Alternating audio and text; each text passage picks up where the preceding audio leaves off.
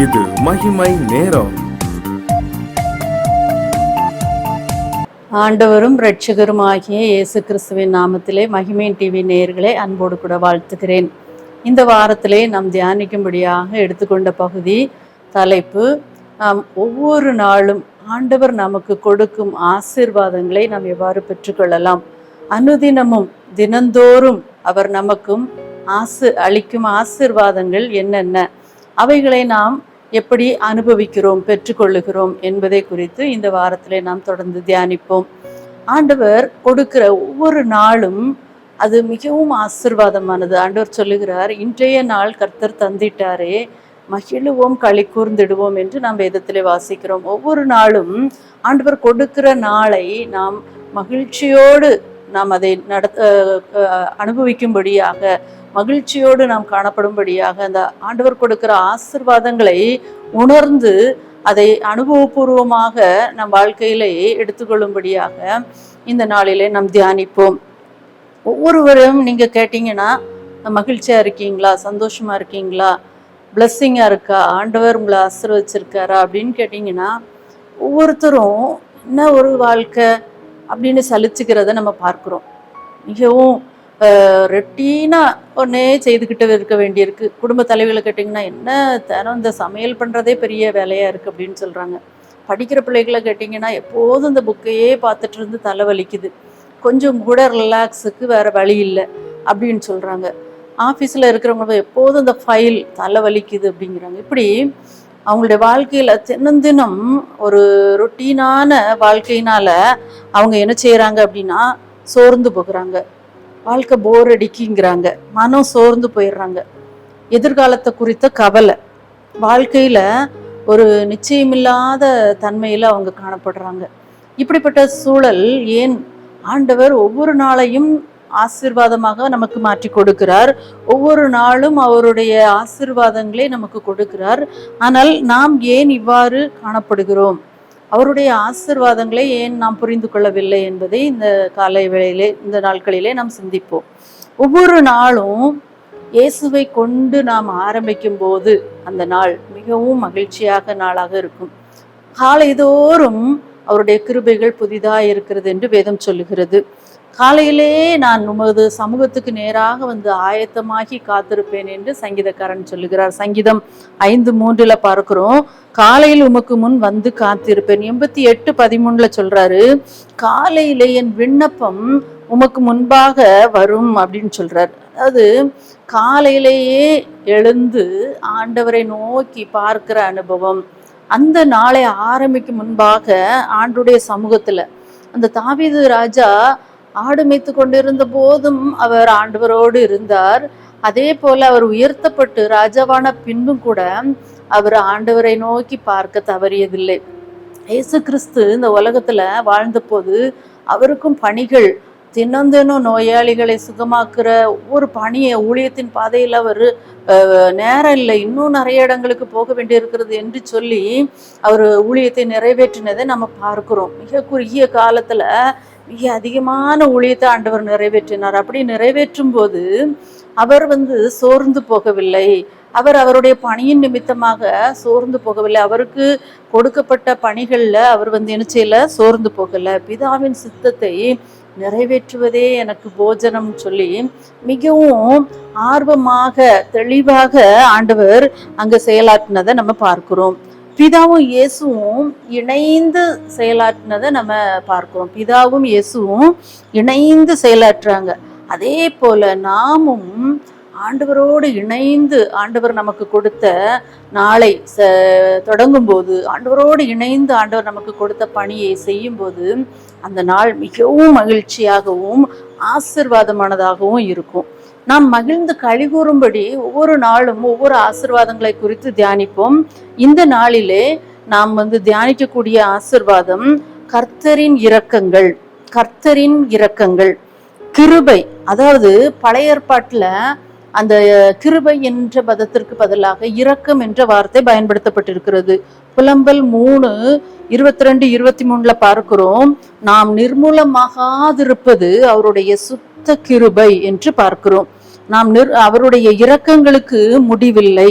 அவைகள் காலைதோறும் புதியவைகள், உமது உண்மை பெரிதா இருக்கிறது.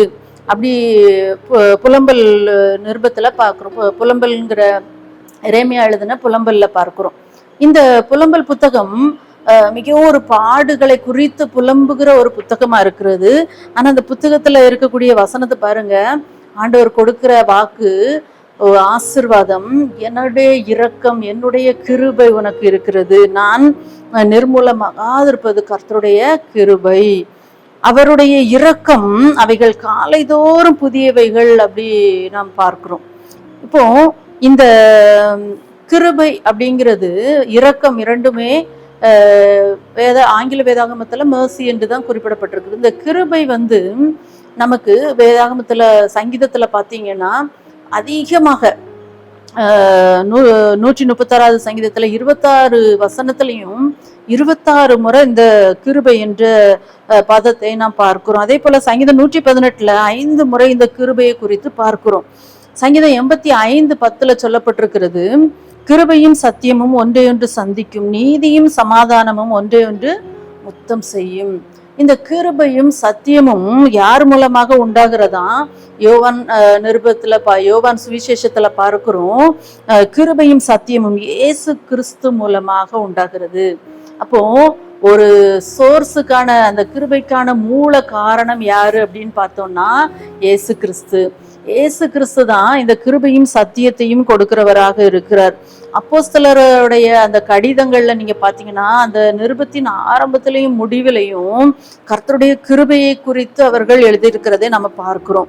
எந்த ஒரு ஆள்கிட்ட நீங்க ஆண்டவருடைய பிள்ளைகள்கிட்ட கேட்டீங்கன்னாலும் கர்த்தருடைய கிருபையினால இருக்கிறோம்னு சொல்லுவாங்க. அப்போ அவருடைய கிருபை தான் ஒவ்வொரு நாளும் நமக்கு சந்தோஷத்தையும் மகிழ்ச்சியையும் கொடுக்கிறது. இந்த கிருபையை நம்ம பார்க்கும்போது 2 பெரும் தேவைகளுக்காக இந்த கிருபை செயல்படுகிறது. ஒண்ணு, நம்முடைய ஆத்மாவின் தேவை. நம்முடைய ஆத்மாவில கிருபை வேணுமா? ஆமா. நம்முடைய ஆத்மாவை அவருடைய கிருபையினாலதான் அவர் மீட்டுக்கொண்டார். தேவனோ இரக்கத்தில் ஐஸ்வர்யம் உள்ளவராய் நம்மில் அன்பு கூர்ந்த தம்முடைய மிகுந்த அன்பினாலே அக்கிரமங்களில் மரித்தவர்களாயிருந்த நம்மை கிறிஸ்துவுடனே கூட உயிர்ப்பித்தார். கிருபையினாலே ரட்சிக்கப்பட்டீர்கள். இந்த கிருபையினாலதான் நம்ம ரட்சிக்கப்பட்டிருக்கிறோம். அப்போ நம்முடைய ஆத்மாவில கிடைக்கக்கூடிய மிகப்பெரிய ஆசீர்வாதம், அதாவது ஆத்மா அழிஞ்சு போகாம அது காக்கப்பட்டிருக்கிறது, ரட்சிக்கப்பட்டிருக்கிறது, விடுதலையாக்கப்பட்டிருக்கிறது ஆண்டவருடைய சுத்த கிருபையினால. நம்முடைய எந்த ஒரு காரியமும் நம்ம பாவங்களை நீக்கி நம்மை சுத்திகரிக்க முடியாது. எந்த ஒரு நம்ம செய்யக்கூடிய காரியங்களும் நம்மை மீட்டெடுக்க முடியாது. ஆண்டவருடைய இயேசு கிறிஸ்துவின் ரத்தம் மாத்திரமே சகல பாவங்களை நீக்கி நம்மை சுத்திகரிக்கிறது. ஸோ அவருடைய கிருபை தான் நம்முடைய ஆத்மாவில் ஆசீர்வாதத்தை கொடுத்திருக்கிறது. 2வதாக நம்ம பார்ப்போம் என்றால் சரீரத்துல ஆண்டவருடைய கிருபை. நம்முடைய உலக பிரகாரமான இந்த வாழ்க்கையில சரீரத்துல ஒவ்வொரு நாளும் நம்ம ஆரோக்கியத்தோடு இருப்பது, மகிழ்ச்சியோடு இருப்பது, சமாதானத்தோடு இருப்பது ஆண்டவர் கொடுக்கிற மிகப்பெரிய கிருபை. 1 கொரிந்தியர் 12:7-9 பார்க்கிறோம். பவுல் அப்போஸ்தலனுடைய பாடுகளை குறித்து எத்தனையோ முறையோ அடிபட்டேன், வேதனைப்பட்டேன், காவல்ல இருந்தேன். இந்த பாடுகள்ல அவர் சொல்றாரு, ஆண்டவர் எனக்கு கொடுத்த ஆசீர்வாதம் என்ன தெரியுமா? என் கிருபை உனக்கு போதும். ஆமா, ஒருவேளை நம்ம இந்த உலகத்துல பல்வேறு பாடுகள்ல தினம் பல்வேறு நிந்தைகள்ல, அவமானங்கள்ல, பிரச்சனைகள்ல இருக்கிறோமா? ஆண்டவர் நமக்கு கொடுக்கிற மிகப்பெரிய ஆசீர்வாதம் என்ன தெரியுமா? அவருடைய கிருபை. ஆண்டவர் சொல்றாரு, இதன் மத்தியில என்னுடைய கிருபை உனக்கு போதும். ஆகவே தான் 1 கொரிந்தியர் 6:20 சொல்லப்பட்டிருக்கு, கிரயத்துக்கு கொல்லப்பட்டீர்கள். நம்ம ஆண்டவர் சும்மா நம்மளை தெரிந்தெடுக்கல, சும்மா நம்மளை மீட்டெடுக்கல. அவருடைய ரத்தத்தை கொடுத்து கிரயத்துக்கு விலைக்கிரயமாக அவருடைய ரத்தத்தை சிந்தி நம்மை மீட்டு கொண்டார். ஆகவே ஆண்டவர் கொடுத்த இந்த நாளை நம்முடைய சரீரத்திலும் ஆத்மத்திலும் நாம் மகிழ்ந்து இருக்கும்படியாக, ஆசீர்வாதமாய் இருக்கும்படியாக ஆண்டவர் சொன்னபடி நாம் மகிழுவோம், களி கூறுவோம். ஜெபிப்போமா? ஜெபம். எங்களை நேசிக்கிற நல்ல ஆண்டவரே, நன்றியோடு துதிக்கிறோம் ராஜா, ஸ்தோத்திரிக்கிறோம்ப்பா. இதை கேட்டுக்கொண்டிருக்கிற அருமையான பிள்ளைகள் ஒவ்வொரு நாளும் காலைதோறும் நீங்க அவங்களுக்கு ஆண்டவரே உடைய கிருபையை கொடுத்துருக்கீங்கப்பா.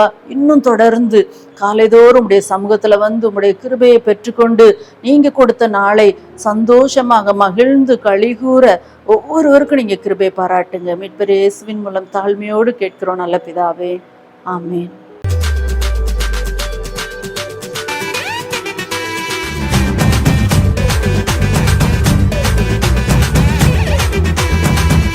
மகிமை மகிமை